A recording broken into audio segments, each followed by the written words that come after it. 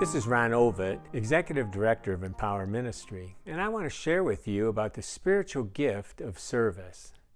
In Romans 12:7, Paul writes, "If it is serving, let him serve."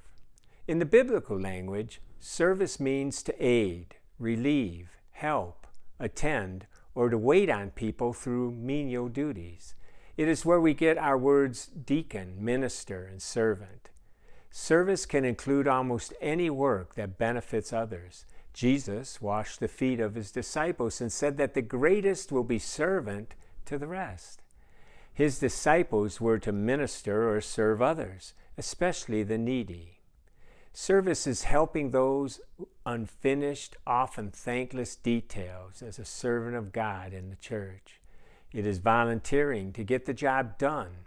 You love the church and want to help where you can and where you're needed, not minding the mundane or labor-intensive task. Your attitude is, I'm happy to serve Jesus in the church. Someone has to do it. It might as well be me. Now, what are some benefits of this gift? Well, Stephen's service, when he waited on tables for the widows in Acts 6, allowed other apostles to pay more attention to the preaching and teaching. Today, as we serve in the church, it frees up the pastors and teachers to minister the word.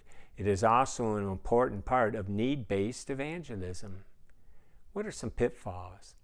There is such a need and so few volunteers that it is easy to be overworked and neglect other responsibilities. We must be careful not to become bitter and to judge those that do not help. It is also possible to fall into pride and serve for the recognition that we get, or be jealous if someone outshines us. What are some ministry opportunities? Well, needs are endless.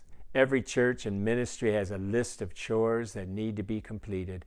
Some are on a regular basis, odd jobs, helping the elderly, organizing or volunteering to help at events, cleanup, setup, cooking, ushering, visitation, building and ground maintenance, helping with the youth and children ministries are just a few.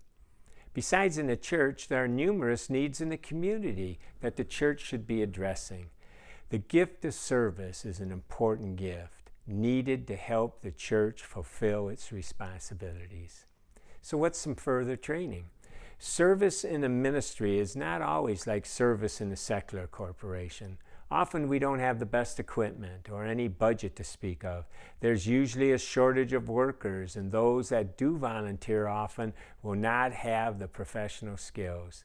The best training seems to come from experience. It is learning perseverance, humility, and determination that will pay off. Leadership, management, and organizational techniques can help with the running of service projects.